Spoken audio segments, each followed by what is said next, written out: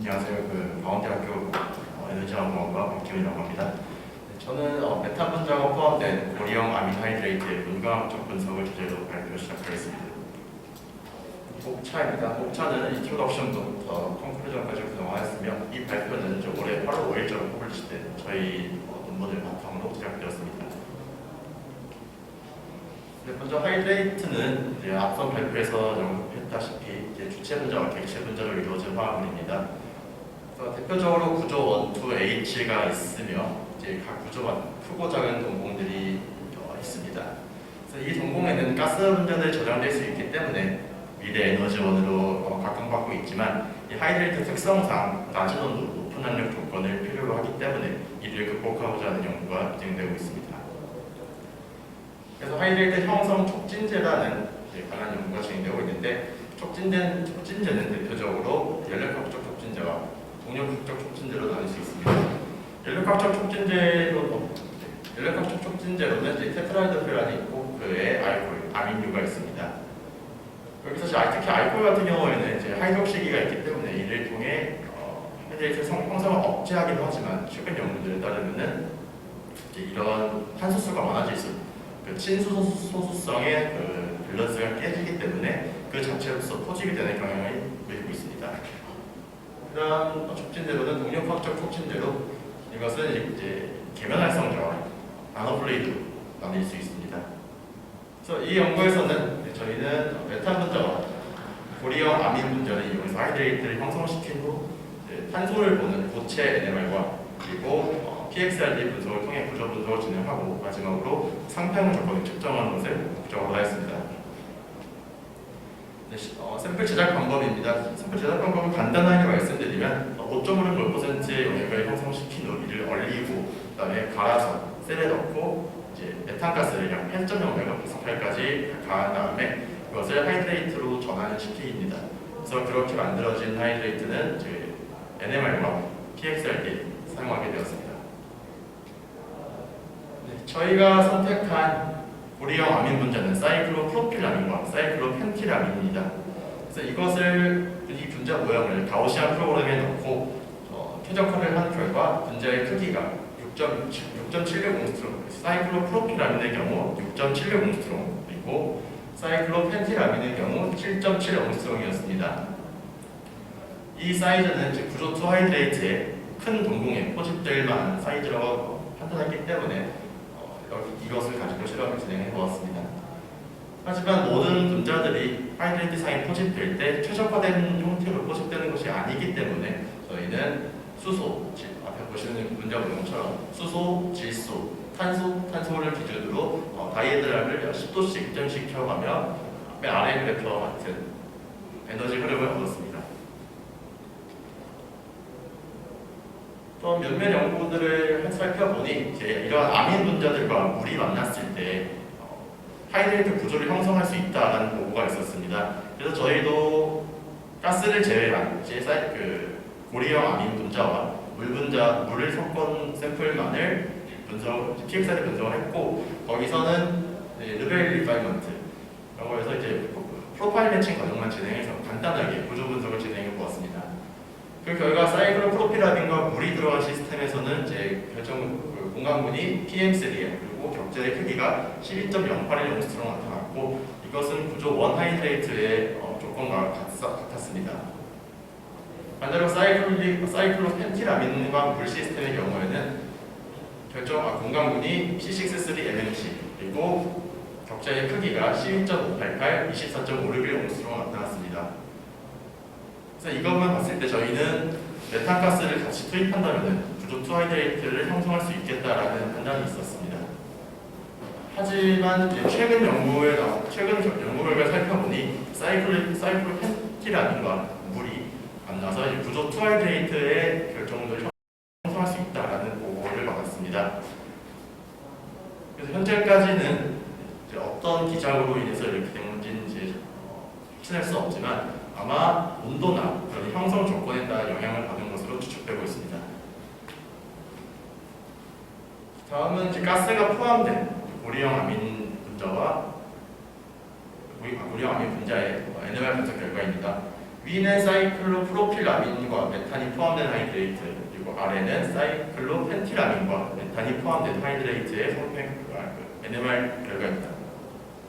A번의 경우 전체 구간에 대한 결과이며 B번은 메탄 분자가 나타내는 범위, 그리고 C번은 큰 객체 분자가 나타내는 범위의 결과입니다.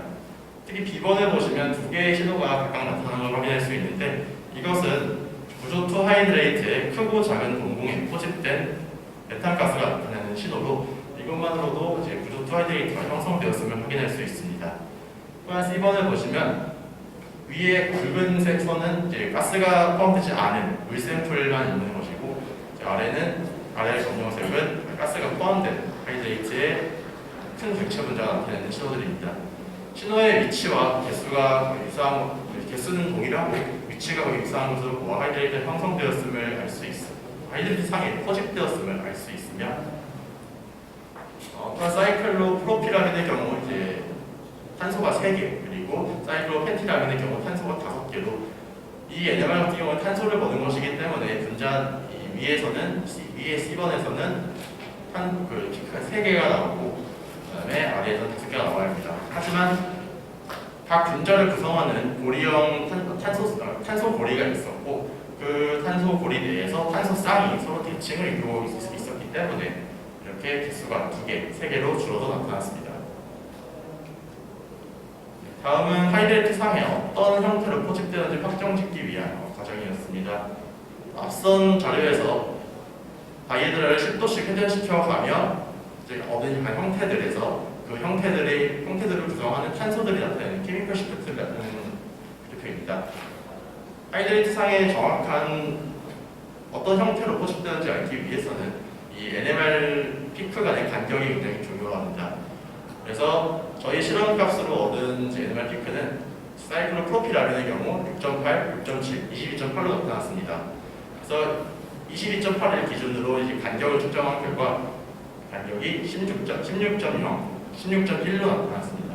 그래서 이와 가장 유사한 결과를 살펴보니 저희 최적화된 첫 번째의 형태가 간격이 18.0, 18.0으로 나타났습니다. 그래서 이것이 가장 유사한 값을 나타냈기 때문에 이러한 형태로 포집되었다라고 할 수 있었고, 유사한 방법으로 사이클로펜티라민의 경우에도 적용한 결과, 이것도 역시 최적화된 모델이 이 형태로 하이드레이트 상에 포집되었음을 알 수 있었습니다. 방금 얻은 최적화된 모델에서의 각 원자의 좌표와 그리고 NMR 결과에서 얻은 동공 점유율을 통해 PXRD 분석을 진행해 보았습니다. 분석은 리트벨드 분석을 기반으로 하였으며, 그 결과는 보시는 그래프와 같습니다. 파란색이 구조2 하이드레이트의 브레이크 피크를 나타내는 위치들이며, 맨 처음을 보시면은 굉장히 신호가 약한 것을 확인할 수 있습니다. 하지만 신뢰도를 나타내는 RWP 값은 11.5, 그리고 계산된 값과 실제 값의 유사도를 나타내는 카이제곱 값은 18.1로 나타났으며, 격자의 크기는 17.064으로 나타났습니다. 이 크기 또한 구조2 하이드레이트의 격자의 크기와 유사한 값을 나타내고 있습니다. 이러한 내용을 바탕으로 이 사이클로프로필아민과 메탄으로 이루어진 하이드레이트의 큰 동공을 시각화한 결과 오른쪽과 같은 그림으로 찍었으며, 여기서는 주체 분자와 객체 분자가 약 3.02온수령으로 수소, 산소의 수소 결합의 길이 범위에 속하기 때문에 수소 결합의 가능성이 있다라고 판단하였습니다. 다음은 사이클로펜티라민의 결과입니다. 이것도 앞선 것과 동일하게 진행하였으며, RWP 값은 11.8, 카이제곱 값은 16.9로 나타났고, 격자의 크기는 17.191온수로 나타났습니다. 그리고 이를 시각화한 결과 주체 분자와 객체 분자가 약 2.59온수령의 결합기를 가지고 있었고, 이 또한 수소 결합의 범위에 포함되는 것을 확인할 수 있었습니다. 마지막으로 상평형 결과입니다. 실선은 순수 메탄하이드레이트의 상평형 조건이고, 빨간색은 사이클로프로필라민과 메탄으로 이루어진 하이드레이트, 그리고 파란색은 사이클로펜티라민과 메탄으로 이루어진 하이드레이트였습니다. 여기 살펴보니 한눈에 봐도 이 두 하이드레이트가 순수 메탄하이드레이트보다 연력극적 안정성이 더 탁월하다는 걸 알 수 있으며 특히 사이클로프로피라민과 메탄으로 이루어진 하이드레이트의 경우 약 3켈빈 그리고 사이클로펜티라민과 메탄으로 이루어진 하이드레이트의 경우 약 10켈빈 정도 더 안정하다는 걸 확인할 수 있었습니다. 네, 정리하자면 저희는 사이클로프로피라민과 사이클로펜티라민을 새로운 구조 2하이드레이트 형성제로 발견하였고 이제 이것이 맨 처음에는 이 자체적으로 구조를 형성하는지 알기 위해서 진행한 결과 각각 PM3 그리고 P63MMC의 결정적을 가짐을 확인하였습니다. 그래서 메탄을 투입하였을 때 구조 2하이드레이트가 형성될 수 있을 거다라는 판단이 섰고 그를 통해 이제 NMR 분석과 TXRD 분석을 한 결과 이 구조 2하이드레이트가 형성되었음을 알 수 있었습니다. 마지막으로 연료폭주 안정성을 측정한 결과, 즉 상평형 조건을 측정한 결과 이 두 개 모두 순수 메탄 하이드레이트보다 더 안정한 상평형 조건을 가진 것을 확인할 수 있었습니다. 네, 이상 발표를 마치겠습니다. 네, 질문 주십시오. 네. 네, 교수님. 예, 발표 잘 들었습니다. 처음 시작할 때 솔루션으로 시작하지 않고 두 암인 물질을 이미 고체화한 다음에 기체를 넣은 거죠. 네, 일단 맨 처음에 이제 그 시약과 물을 섞은 5.5% 섞은 다음에 그래서 얼리고 직접 갈아서 100마이크로미터 이하의 크기로 갈아서 셀에 넣고 그다음에 압력을 가하면서 만들었습니다. 그러면 그때 프리워터는 거의 없다고 봐야 되겠네요. 일단은 이 시약 자체가 이제 물과 잘 섞였기 때문에 거의 없다고 판단하는 게 맞는 것 같습니다. 네, 근데 뒤에 보면 헥사곤 아이스가 좀 나오는 것 같더라고요. 이게 여기서 이제 전환이 100% 이제 여기 보시면은 아마 이제 포항 2D 라인에서 사용한 건데 거기는 이제 그 파장의 크기가 0.9로 알고 있습니다. 그래서 그것에서는 이제 13, 14, 15 정도의 위치에서 아이스가 발생하고 그 위치를 확인한 결과 아이스가 좀 많이 발생한 샘플이긴 합니다. 그래서 100%로 하이드레이트 전환은 아니지만 하이드레이트 형성이 된다는 정도만 저희는 진행했었기 때문에 그럼 저 헥사곤 아이스의 그 소스는 어디라고 봐야 되는 건가요? 그거는 이제 실험 과정, 그 샘플 제작 과정 중에서 발생한 이제 뭐 불순물로 보시는 게 제일 좋을 것 같습니다. 그리고 그 NMR 보면 마이너스 8.2 피크가 생각보다 좀 크게 나타나는데요.